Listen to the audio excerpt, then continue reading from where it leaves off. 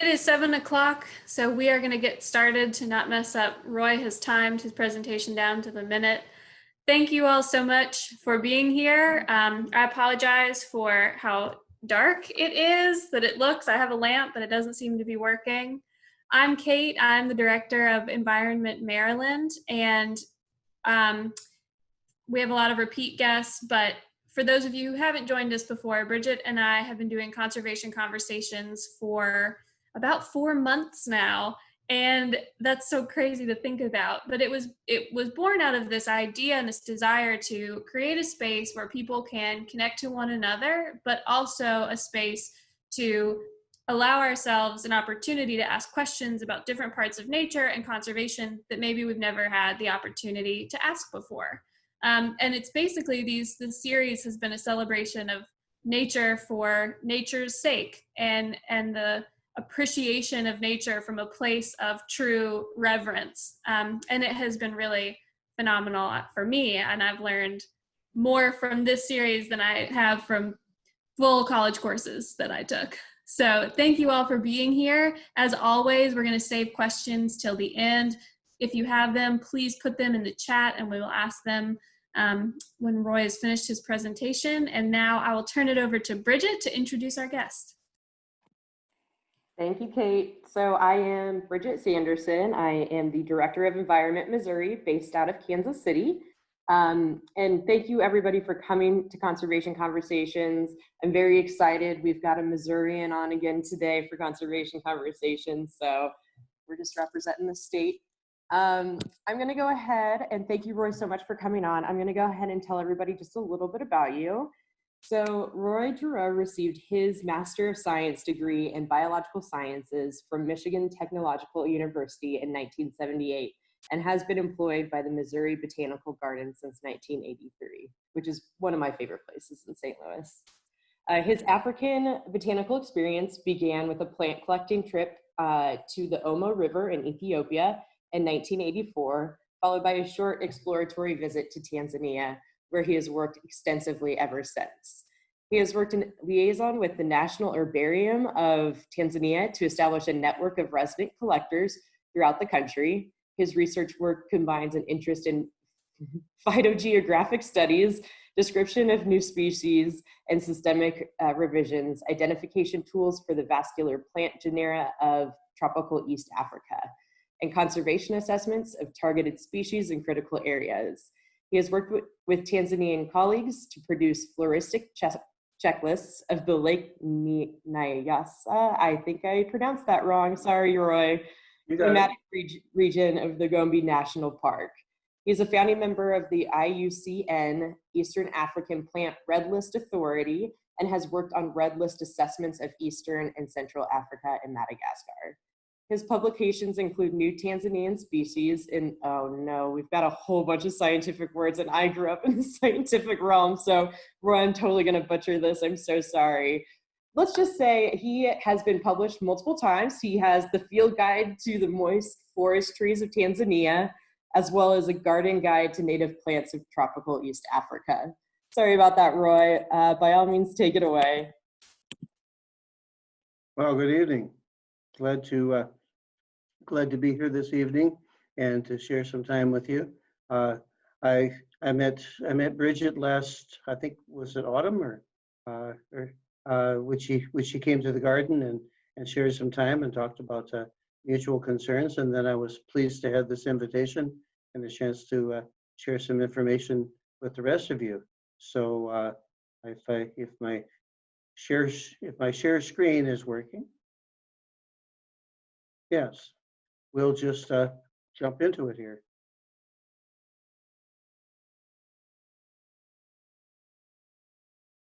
Oh, it's already. Okay, the topic this evening is plant conservation priorities and practice in Tanzania. And this picture doesn't happen to be in Tanzania. I'm just carrying a really big plant press, and that one was from 2015 in the Democratic Republic of the Congo, but it's right next door. And, oh, there we go. Okay, I need to, there we go. Okay, let's start out with a locator slide. Tanzania is on the Indian Ocean coast of Africa, just south of Kenya, just north of Mozambique and Malawi, and near the African Great Lakes of Lakes Victoria, Tanganyika, and Nyasa. It's a fairly large country, land area of 365,750 square miles. It makes it 36% larger than Texas. And when I have a European audience, I say it's 40% larger than France.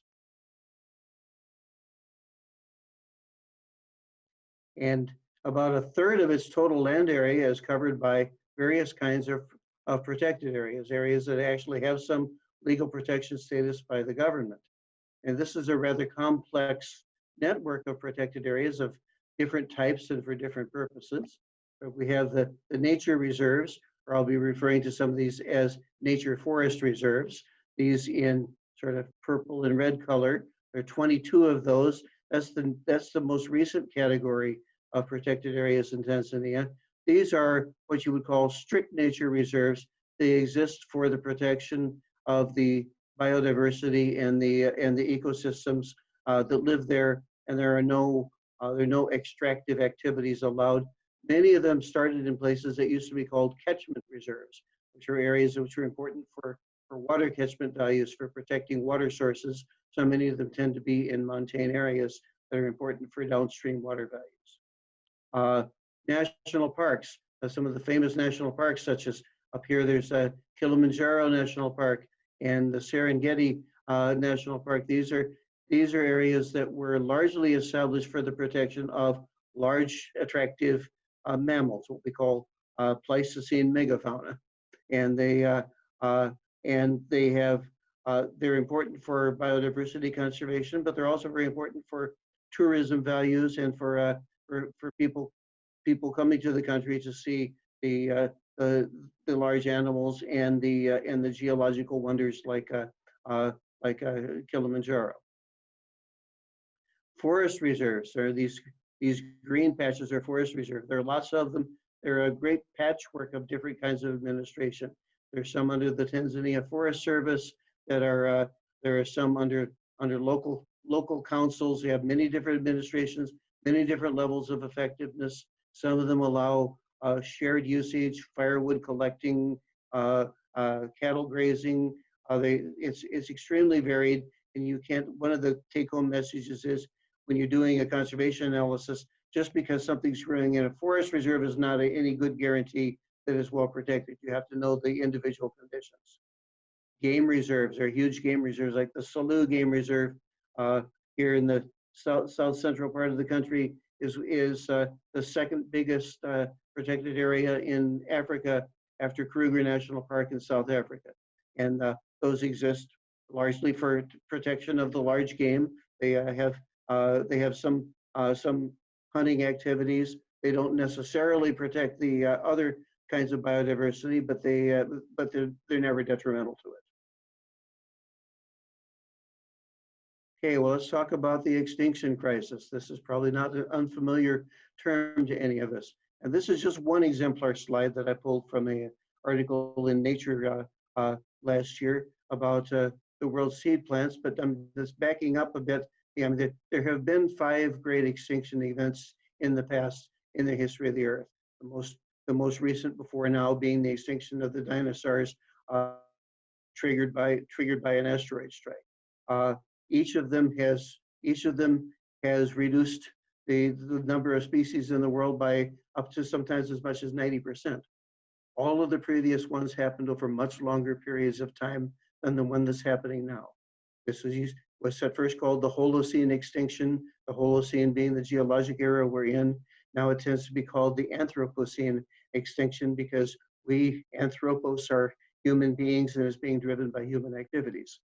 Of course, the Anthropocene extinction is also the name of a studio album by the death metal band Cattle Decapitation, but none of us really needed to know that, and I'm going to move on. But to focus on plants, the world's seed-bearing plants, so that's conifers and flowering plants, have been disappearing at a rate of of about 3 species a year since 1900. Doesn't sound like much until you start adding it up.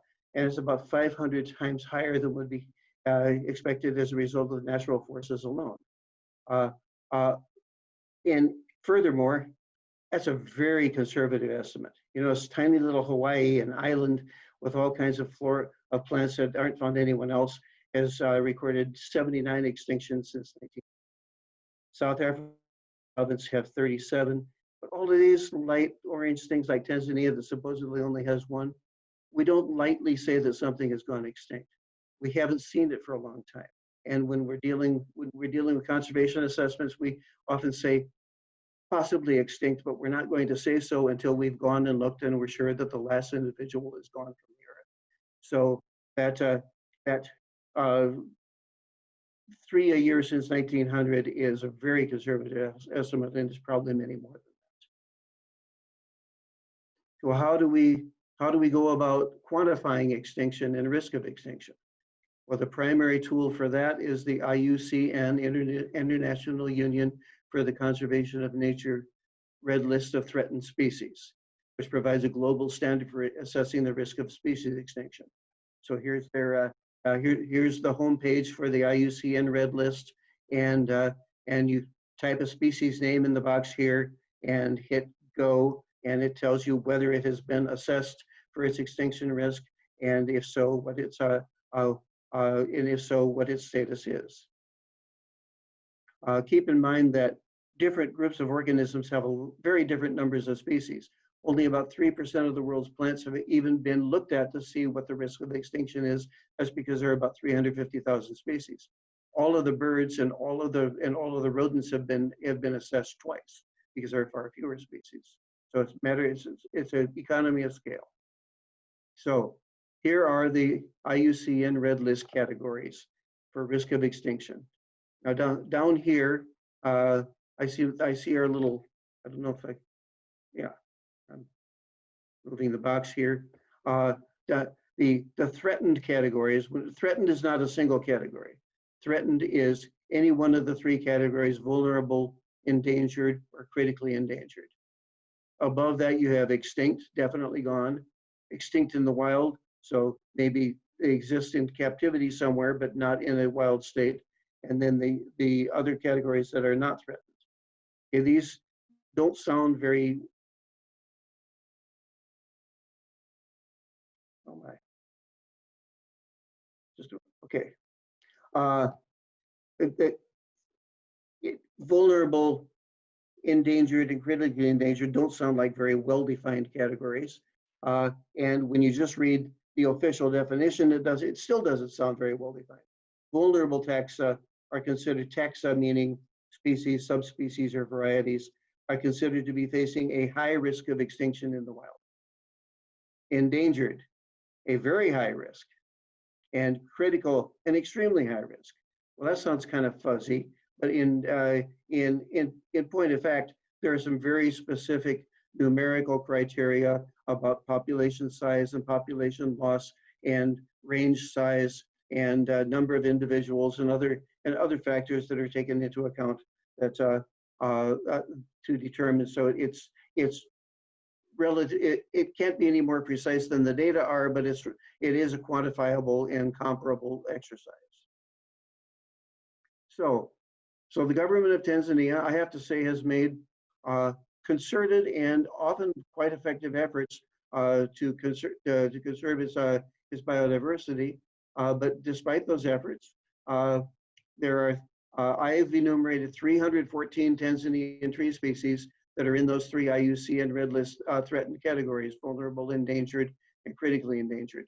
We don't work only with trees, but this work is done with the Tanzania Forest Service that cares more about trees than other plants. So that's what I'll focus on today. And 44 more of them are assessed as near threatened. That means not quite reaching the threshold to be vulnerable, but close. So this is just the first 19 out of 314 species that are in these categories. And all these funny VU, EN, and CR mean vulnerable, endangered, critically endangered.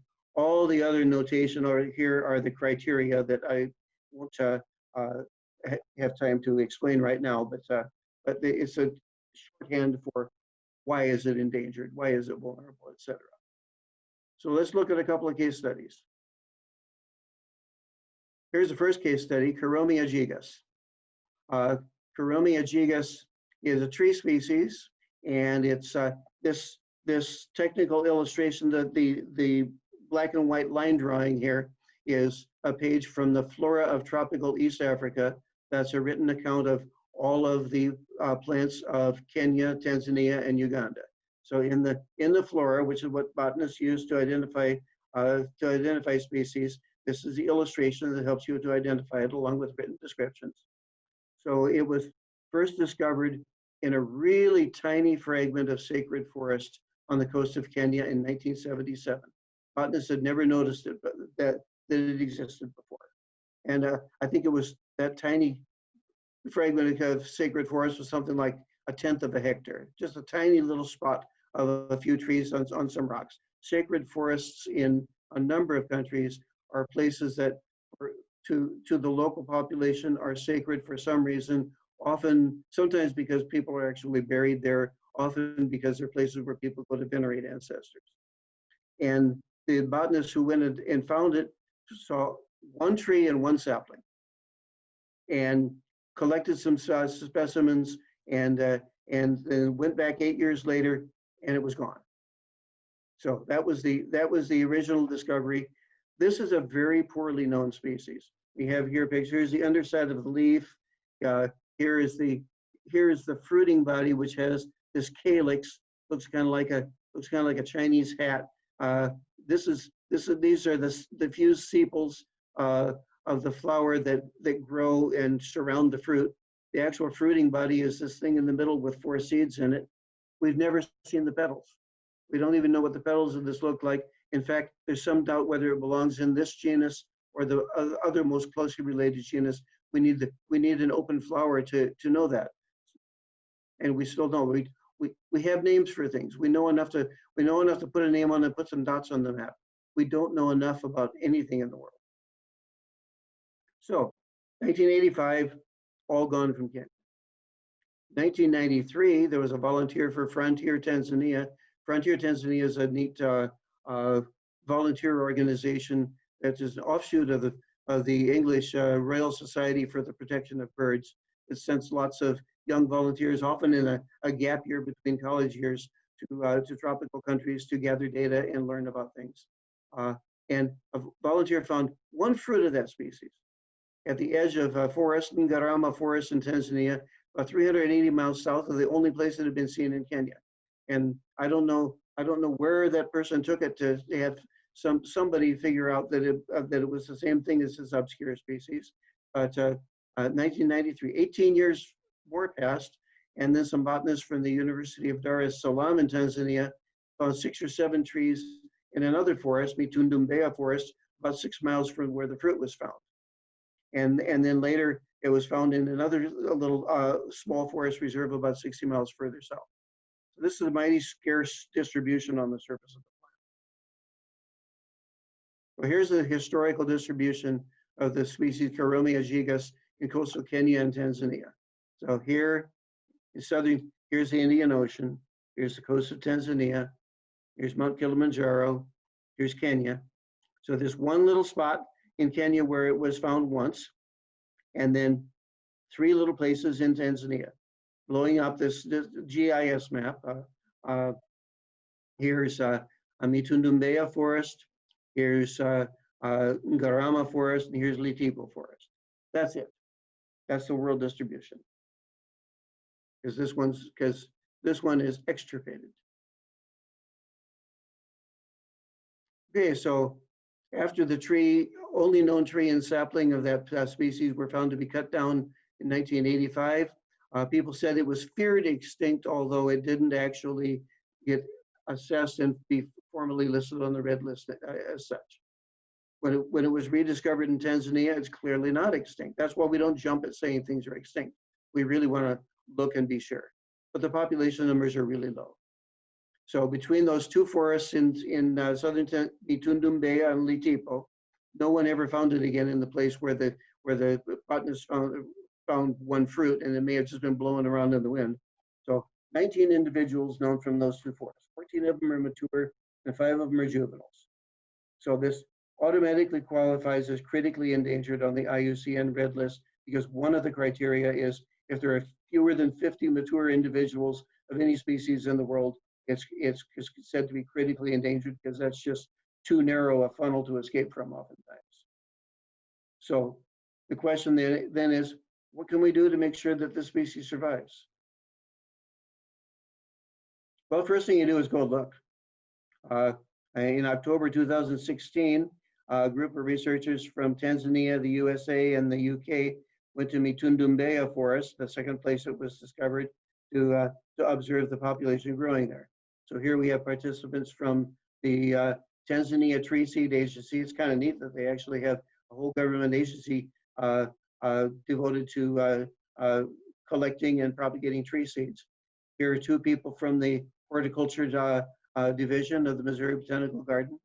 Here's your speaker. Here's a person from the Tanzania Forest Service. Here's a freelance botanist, and another tree seed person, and somebody from the Botanic Gardens Conservation International in England. And we found the trees, and we found some fallen fruit. So here's a fallen fruit that looks pretty much similar to that illustration in the flora of tropical East Africa, with the calyx, the fused sepals surrounding this fruiting body. But if you cut this open and look, there's no juice inside. There's nothing green. The cotyledons are gone. It's fried. It's the dry season, and this would have had to germinate when the rains first fell, and so it's proof that some fruits fell on the ground there, but they're not going to germinate. This was in October, and that's the end of the dry season. So what do you do? Well, next step, we found a caretaker, hired a local person who had a motorcycle to come back out and look at that spot over the course of a growing season. Make sure no one was. It was in a forest reserve, but that's no guarantee that someone won't cut it down. We didn't want to let it out that it's a relative of teak, and teak is a valuable wood.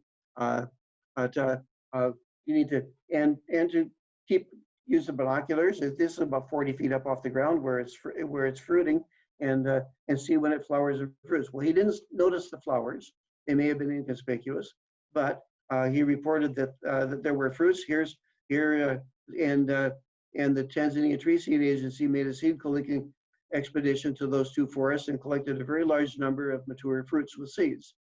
This picture was taken by a drone, because you don't want to climb up the tree, scar the bark, take a chance of getting a fungal infection, endanger your personnel. When you can send a drone up with a camera and get a good look at it before you start. So appropriate technology.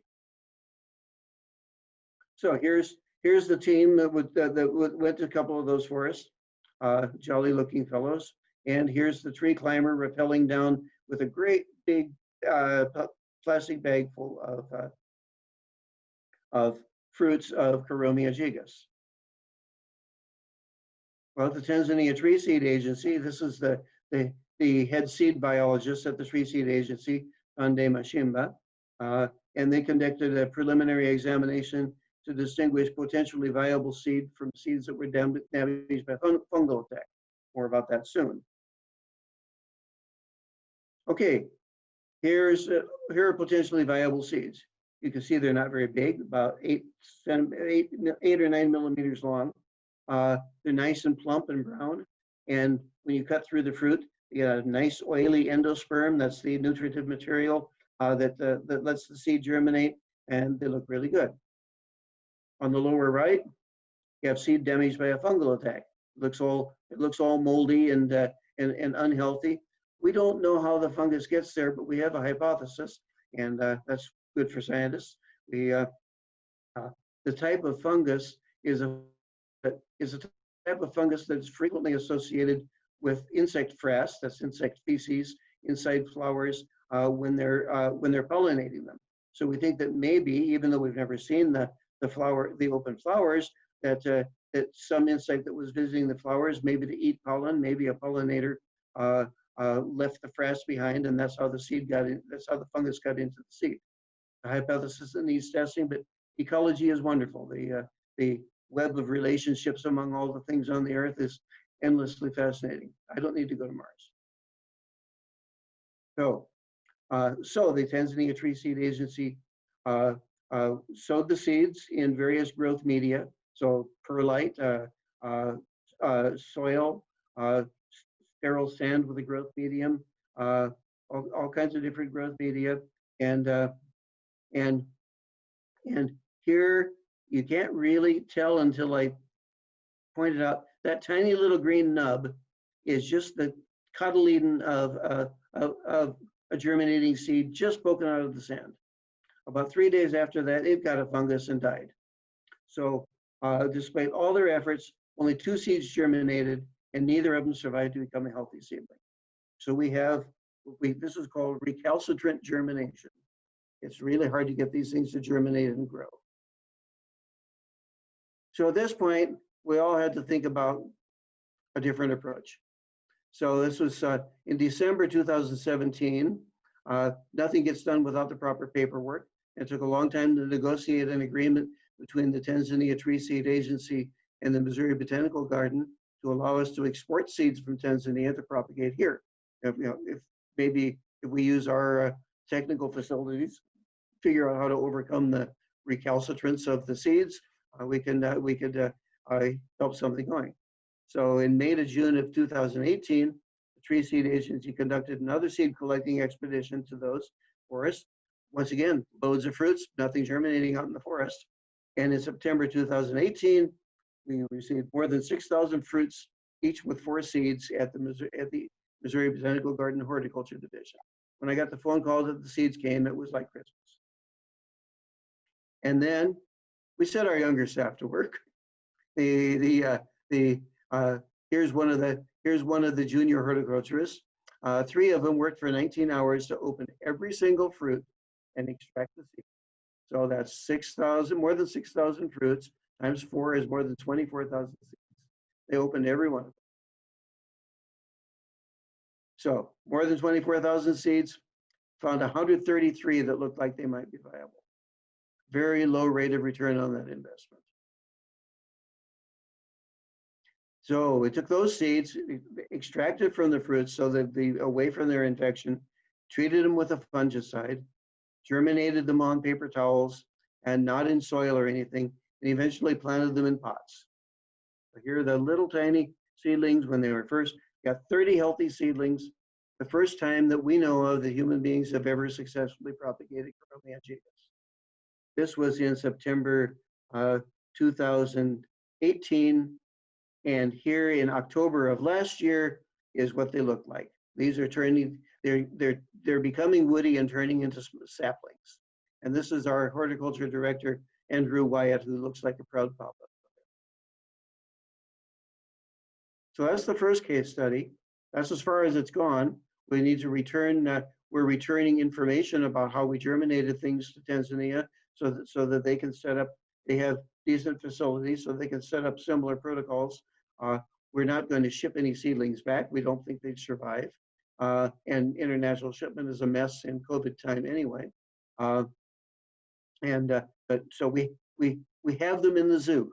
You know, they're it's a captive population, and we need to figure out what to do about it. And that's part of. I'm stalled now because I can't travel, and we're trying to figure out how to get a larger scale program set up. But that's the state of progress. Next case study: Gigasiphon macrosiphon. Okay, siphon is Latinized Greek for tube, and Gigasiphon macrosiphon means giant tube, great big tube, because the lower part of the flower is very tubular, and some botanists were very struck by that. Gigasiphon macrosiphon is a tree species in the legume family. Here's its technical illustration in the same, a different volume of the same series, the Flora of Tropical East Africa. It has spectacular yellow and white flowers and large flat bean-like pods. So here's some of the parts. they're tulip-like, really spectacular flowers. The central yellow petal probably serves as a flag for pollinators.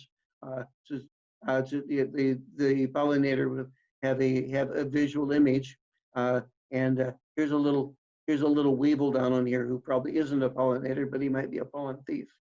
Here are the shiny seeds. They look like bean seeds, and here are the pods. Okay, well, this is not known from so few places as Karomia gigas. It has other problems. So it's known from a number of localities here on the coast of Kenya, just down in the corner by Tanzania, and then a scattering of more inland sites in Tanzania. But it's not common anywhere.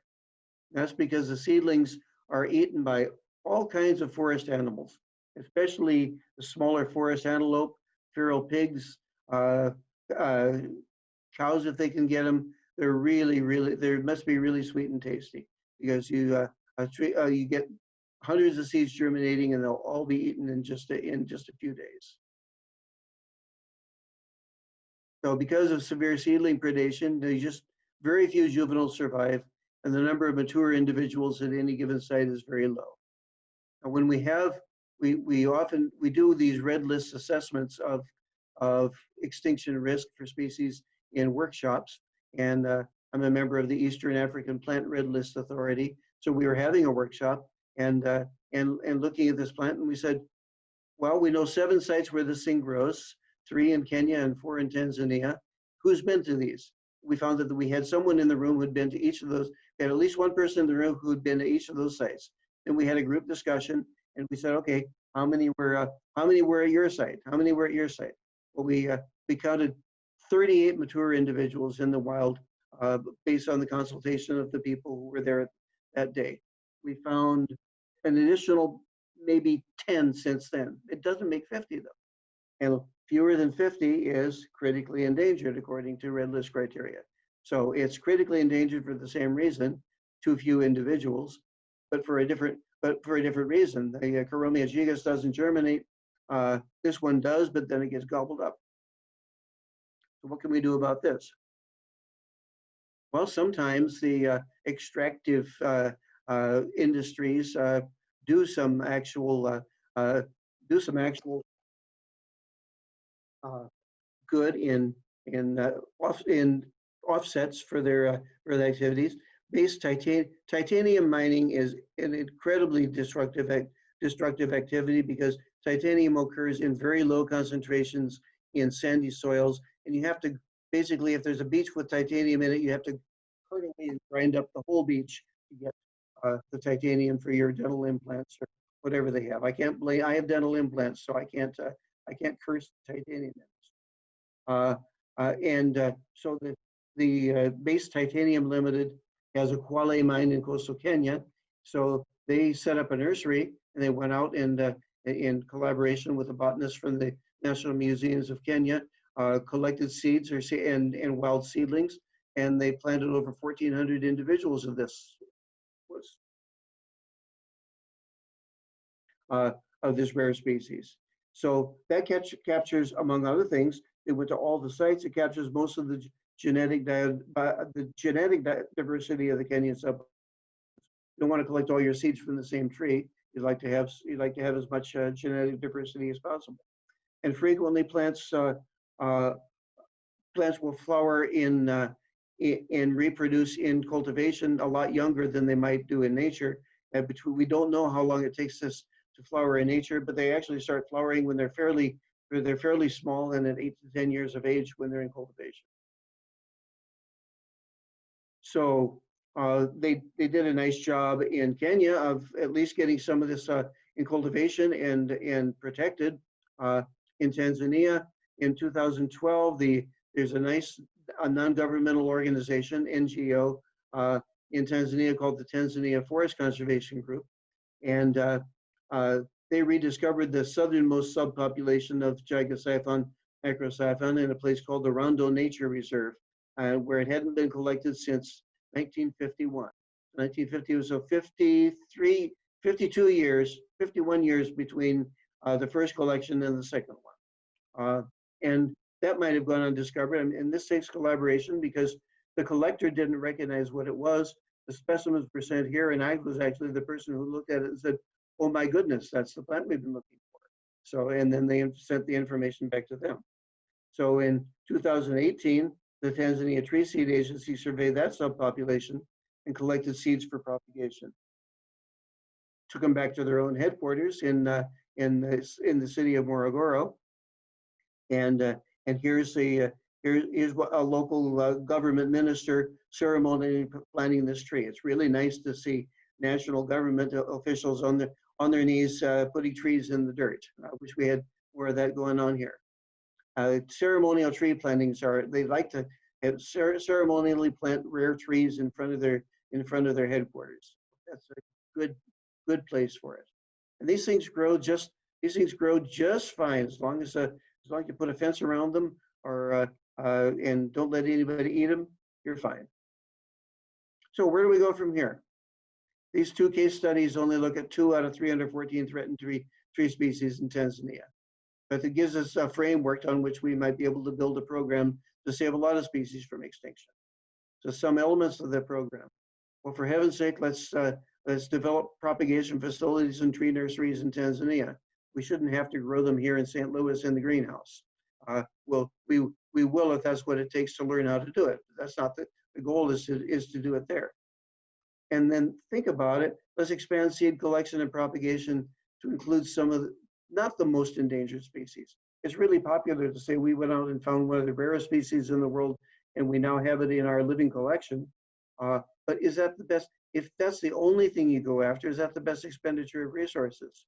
Why not look at something that has a better chance of survival and put more of your resources into something that might be vulnerable or endangered, not quite critically endangered, and have a better chance of survival.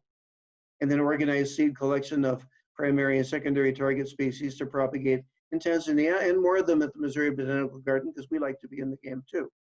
Or that organizing and collecting is the part where we need funding and funding agencies that are interested in doing this. So we've been talking about species here, and species are an important focus. Species are what the web of life is built out of, but we need to think in terms than just individual species. Well, no, okay. No case studies. I jumped the gun a little bit here. Just 2 more examples. I said we needed to expand seed collection and propagation efforts to include endangered and vulnerable species. So here's an endangered species, not as in as much trouble as a critically endangered species. This one known from only 7 herbarium specimens, 4 of them from the same small nature forest reserve, 1 from just outside another one, and 1 from a national park in between. So they all have some protection. It's not in as bad a shape as the first 2, but endangered means still has a high probability of extinction. And another species, Isolona heinzenii, that's known from 27 herbarium specimens, including collections from, just focusing on the nature forest reserves, there's Amani, Uluguru, and Kilombero are 3 nature forest reserves. So this is a bit more widespread, a bit less threatened, but still vulnerable to extinction. Still has a high risk of going extinct in the relatively near future. So we need to spread our efforts among these different categories. Now, onto the ecosystems. The native species are what ecosystems are made of. And our whole planet is composed of a mosaic of ecosystems that have developed over tens and hundreds of millions of years, with the plants and the animals evolving together.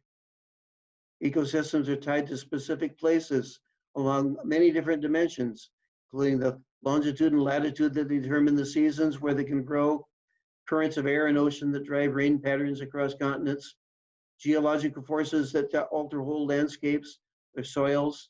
It's an intricate web. You can't transplant an ecosystem. You can't pick up an Ozark oak hickory forest and move it to Tanzania. It just doesn't work.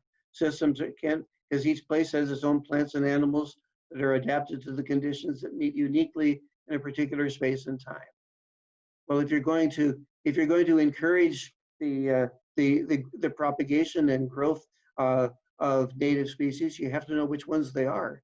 And for an awful lot of people, most people don't recognize which things actually come from a place and which ones don't. So we need tools to recognize native species in given ecosystems. Here I'm plugging something that Bridget in the introduction talked about, a book, A Garden Guide to Native Plants of Coastal East Africa. If you don't have a tool, sometimes you have to make one. And if the tool is a book, you have to write it. So I worked with 2 other authors to fill the gap in common knowledge about the coastal flora of East Africa. To restore the native ecosystem, you have to stop the planting of alien species. We don't need another bougainvillea around someone's house. There are plenty of native species that can be planted there, and the birds and the butterflies and the little rodents who inhabit the area will be a lot happier. So, and this requires an accessible tool that will enable people to distinguish the native from the alien plants, especially when the traditional knowledge is disappearing and the academic knowledge is inadequate. So to that end, we offer this book, A Garden Guide to Native Plants of Coastal East Africa, by Ann Outwater, who is a lecturer in the nursing college at Nursing University in Tanzania, Ilana Locker, who is a librarian at the International School, and me. And it's for the people who live there, we want it to be a useful tool, and for the people who don't live there, we like it to be an example of what you can do with native ecosystems and how you can best preserve them. So in a shameless plug, I'm letting you know it's available from the African Books Collective at that web address.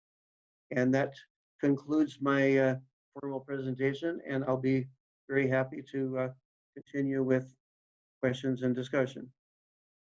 Thank you so much, Roy. That was really fascinating. So again, if anybody has any questions, if you're in the webinar, just put it in the chat or the Q&A portion, or if you're on Facebook Live, just put it in the comments. I'm going to start off with my question. I am curious a little bit, going back to the beginning, I'm sorry, I'm having a really hard time trying to figure this question out, but basically, what is the process for the red list assessment? So you have like a list of plants and then you go out and specifically find them. I'm just curious a little bit more about how this red list comes about. Well, I mean, first, before you start, you need a list of target species, and that usually takes some botanists getting together and saying, well, in this family of plants, what species do you know that are likely to be threatened with extinction? And so we put together our knowledge. We skim through many volumes of the flora of tropical East Africa. We look at our electronic databases. We look at the specimens in the herbaria in our botanic gardens and universities, and just come up with a first cut. Not all red listing goes in a smaller group, such as birds or rodents. People just say, we're going to assess all the species in the world, and you can do it again every 5 or 10 years. We can't do that with 350,000 species, so we have to be more selective. So we come up with a list of target species, and then we gather everything we can find about them, which usually doesn't start in the field. It usually starts from what's already available. I mean, a herbarium is a museum of dried plant specimens. So we look through the specimen. We make up a whole lot of Excel sheets and other forms of data stories to say, okay, we do a lot of geo-referencing, where something is a verbal description, but it doesn't have a latitude and longitude. We need coordinates. We need to be able to put those dots on the map, such as the maps I was showing you. So we get the dots on the map. We gather the information about the life history or the exploitation by human beings or the threats. We gather together all the information we can about a set of species. and then we and then we hold a workshop. Sometimes these days, sometimes virtually, sometimes preferably in person, and just go through the list. I've been the data donkey for a lot of these workshops where I was the central repository for all of the data that went into it. It all goes onto our institutional database, Tropicos, and then I spit it back out in a form where we can use the GIS tools, make the maps, summarize the information, bring it to the workshop, and then go through the discussion. It also sometimes involves we also have sent groups out to collect new specimens in places that have particularly high concentrations of species that look like they might be threatened, or places that simply weren't well enough known. Said, okay, let's go inventory this mountain range and see what we find, because we're sure we'll find some occurrences of these species of interest. So is that a reasonable summary of what you wanted to know? Absolutely. Thank you so much. Okay, I will go ahead and read a question that we got off of Facebook. Here in Kansas, we have a rare and endangered milkweed that doesn't do as well as others due to competitive stresses. We seek collect for it, but in an ecosystem, which is a prairie, when everything grows together, we have difficulties reintroducing it due to its inability to outcompete others. I'm curious if you have ever dealt with an issue similarly. How did you go about it to fix that? Not specifically. I mean, you need to, but once again, here it's all ecology. Instead of it's the economy stupid, it's the ecology stupid. we need to you need to figure, well, why does this thing have a competitive disadvantage? Does it not, do other species grab too much of the water? Does it get shaded out and not get enough sun? And you figure out sometimes you can't plug something right back into a completely natural ecosystem, because things are, it may be that conditions are out of balance and causing a disadvantage. It may simply be that this species, extinction is a natural process as well as a human accelerated one, and it may be that this thing is rare because maybe it was well equipped for the ecological conditions of 50,000 years ago, but it's not so well equipped now. The things that species that maybe did better when the glaciers were nearby, and as the ecozones moved north, maybe the species wasn't well enough equipped to disperse its seeds. But if you need to cheat, look at the gigasyphon macrosyphon. We haven't figured out a way to plant it out in the forest and just let it be, because something's going to eat it. You got to plant it out in the forest and put a fence around it. If you figure out what the disadvantage is and attenuate it, maybe grow it, maybe experiment and see if you can grow it under greenhouse conditions, and what works and doesn't work, and then you might be able to figure out some way to modify a piece, to set out some experimental plots in its natural habitat and figure out and figure out what conditions you might need to manipulate to give it a good head start. Just some off the cuff ideas, but it's all in the it's all in the ecology of the plant. That's I've learned so much, and I'm not going to be able to articulate this well either. Like Bridget said, I feel like I'm sorting through so much in my head, but this was a conversation I was having with someone earlier, was this kind of putting humans back into the natural web, and like what is our purpose in nature. And it's very fascinating to hear about your work of the ways in which we can steward these species. We have 4 questions in the chat here. I'm going to start with these 2 that came from the same person. I'm going to sort of group them together at first. The question is, how did Missouri get involved, and do they take the plants? Do you take the plants grown in Missouri to Tanzania? Oh, you mean the Tanzanian plants that we propagated here? Yes, and then I think the question is just how did Missouri get? What's the connection between Missouri and Tanzania? Well, the first botanist from Missouri Botanical Garden who went to Tanzania was probably in the early 70s, and it was just sort of a casual pass through. I got permission to collect a few herbarium specimens and find that it was interesting. In about 1983, we hired a then graduate student from from Oxford University in England to do collecting for us while he was doing his PhD, and he collected many thousands of herbarium specimens from some very fascinating areas. And then I went out to work with him in 1988 on my second trip there. And most of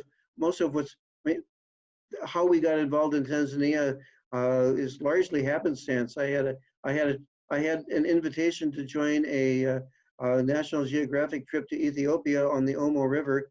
I knew one person in Tanzania who had become a very good friend of mine while he was here in St. Louis on a United Nations tour in early 1984. I got the chance to go to Ethiopia, and I asked our director of research for an extended plane ticket and $1,500 extra to go to Tanzania and see what we could do there.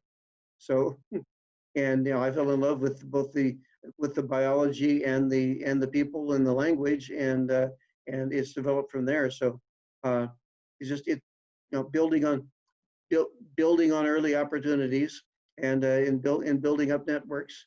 We had a Tanzania botanical training program from 1997 to 2000 where we trained a lot of those local resident collectors who are still working, or the next generation of them are working, and that gave a lot of impetus to things. But it's been a gradual process through a lot of different kinds of initiatives. As for taking those particular plants back to Tanzania, it's just we've looked at how we would do it, and when they're delicate little seedlings, by the time you get them out of quarantine at customs, the chances that they'll be alive are slim. When they're saplings as tall as the one I showed Andrew Wyatt holding, it's not practical to send them. I think the most likely way that we would return any living material would be through tissue culture. We have they're doing some cutting of the growing tip. You can excise part of the apical meristem, the growing tip of the plant, and culture it in elaborate ways to produce a whole lot of basically of course they're genetically identical, they're clones of the mother plant, but you can get if you get that process going, you can produce a whole lot of them, and it would be practical in vials or petri dishes to be able to return that kind of material much more than rooted plants. So we're working on it, but the tree seed agency isn't that concerned with it. They're concerned with the technology of how to do it themselves. And if we can repatriate that technology, then the actual germplasm is less important. That's really cool. I've never actually thought about it that way. That's really fascinating. I have one more from Facebook. The question is, has Kenya done work on trying to find the Karomia gigas? Am I saying that correctly? Since the first finding and then the subsequent cutting down of it. I know that you're focused on Tanzania. Well, yes, but yeah, the Kenyan botanists, Kenya actually has a larger and better organized botanical community than Tanzania. Don't quote me on that to any of my Tanzanian friends. I mean, the National Museums of Kenya and their East African Herbarium is quite a large organization. They've looked up and down the coast and inland and found no trace of it. I think if I think that tree was probably the lone remnant of whatever population had been there before. It survived long enough to be discovered in 1977. I I don't believe that I don't believe that species occurs anywhere in Kenya. The people I know who've looked for it are just too good, and I'd be delighted to be proved wrong. We have a couple questions here. The first one, and I'm going to try to keep them brief. The first one is, how big have these plants grown that you have brought to the U.S.? Oh, well, the Karomia, well, the picture you saw of the small sapling size was last October. I haven't been, because of the pandemic, I haven't been back over to the greenhouse to see them. I was planning to go in March, just before it was too late, and I haven't been back over. I was hoping to have a chance to go over and take a new picture before this talk, but it didn't work out. That was what he was holding, was about maybe 4 feet high, and they're bigger than that by now. And this thing grows to at least 50 or 60 feet in the wild. So it's not, it's not a huge tree, but it's a medium-sized tree. I don't know how big it could get. And the last thing we want is for anyone to know that it's related to teak. It has a perfectly straight trunk with no branches until very high up. So it would be very attractive if anyone had the idea of using it for saw logs. Oh, well, we won't tell anybody. Our last question here is, how is the titanium company seen by the local population? How much damage they have produced and how much can be recovered by transplanting? I haven't been to that site. I have a Kenyan colleague who has worked with them and who is extremely, he's extremely critical. If he sees something wrong, he never holds his tongue about it. And he's very, you have to take things with a grain of salt. He has been employed by them, but I think they're being pretty responsible. I did an environmental assessment project in Madagascar for another titanium company who has some links with this one, and there I was actually fairly impressed with the model now for this kind of really destructive mining. Is they develop a mine site, and there's the actual we call it the footprint of the mine, and everything within the footprint of the mine is by definition gone. And then they set up a conservation area around the mine footprint where no destructive activity is permitted at all. And it's I mean, it all depends on demand. If there's enough demand and the price is high enough, these schemes can fall apart. But it's a model that has worked in places, and I think that's what base titanium is doing. It at any rate, they seem to they're I've looked at their lists of what they're growing in their nursery, and it's a pretty impressive roster of coastal plants that are in trouble and would be in more trouble if they weren't maintaining them there. So I'm cautiously optimistic that they're doing a good job there. That's fantastic. So Roy, Kate, and I always love to finish off conservation conversations with our final question being just, how can any of our followers help you out or assist with any type of conservation efforts? I don't know if Tanzania is going to be optional for a ton of people, but do you have any suggestions of how people can help take action? Learn as much as you can about it first, so that you know what you'd like to contribute. I mean, I'm not trying to be necessarily a book salesman, but this and other resources, get in contact with me. you can have well, here I'll do something risky, and I'm not going to get Zoom bombed. But if I don't mind being email bombed, if you have my name from here, Roy.Giroux, ROY.GEREAU @MOBOT.org. Write to me if you're anyone in the audience who wants to investigate this. I don't have any snappy suggestion right in the can to open up on you, but find out what it. Don't ask me what's interesting about it. Ask me what's there, and you decide what's interesting about it and what looks the most worthwhile, and then schemes can be made. I mean, it's on the other side of the world, and they're somewhat restrictive about what kind of researchers and other activities they'll let in. Not altogether. You can if you want to go yourself as a volunteer or some kind of worker, there are ways to do it. If you want to contribute to research efforts in some way by I love having people associated who like to work with databases and can help to manage or gather more data. There are lots of kinds of activities, but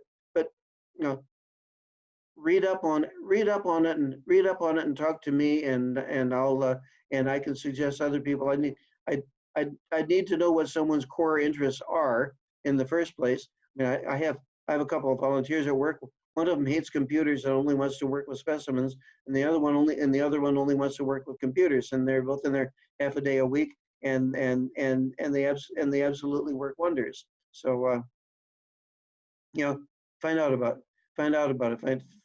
See what the ecology of your interests are, and then figure out how to thrive there. Yeah, it's good that you have both sides of the mirror with volunteers, and I think that just get educated, and it's always a really great suggestion, suggestion. Anyway, thank you so much, Roy. I really appreciate you coming on, and thank you everybody for following along with us. If you like any of the work that the Missouri Botanic Garden, Roy, or Kate and myself are doing, please consider donating to Environment Missouri, Environment Maryland, and the Missouri Botanical Garden. Kate, do you have anything else? Thank you so much, Roy. It's going to take me a little while to process through everything I've just learned, and I'm excited to read your book. Thank you so much. You're welcome. Thanks, y'all. Have a good night. Thanks to all of you.